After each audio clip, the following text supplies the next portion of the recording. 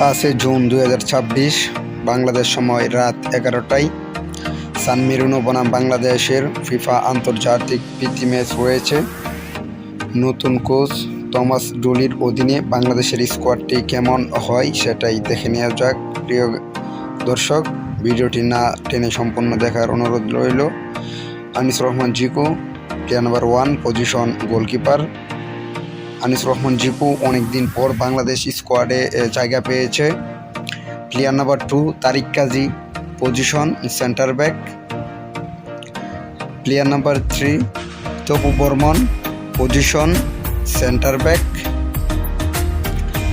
আনিস রহমান জিকু কিন্তু অনেকদিন পর বাংলাদেশ জাতীয় দলে ডাক পেয়েছে। দেখা যাক আগামীকালকে সান মেরিনোর বিপক্ষে তাকে কতটুকু সময় আমরা পাই।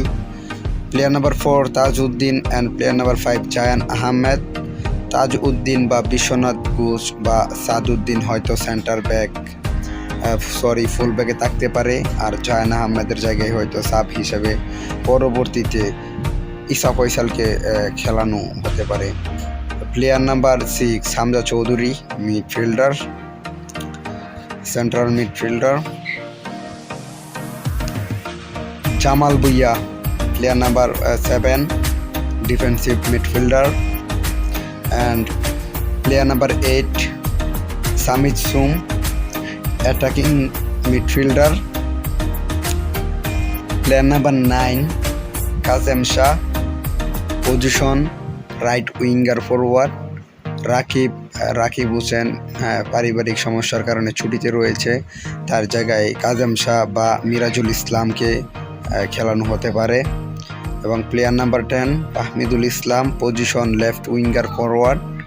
And player number 11, attacker Sheikh মুরসালিন। তো প্রিয় দর্শক, বাংলাদেশের এই স্কোয়াডটি আপনাদের কাছে কেমন লেগেছে অবশ্যই কমেন্ট করে জানাবেন, এবং আপনারা কাকে কাকে সান মেরিনোর বিপক্ষে শুরুর একাদশে দেখতে চান সেটা অবশ্যই আপনারা কমেন্ট করে জানাবেন।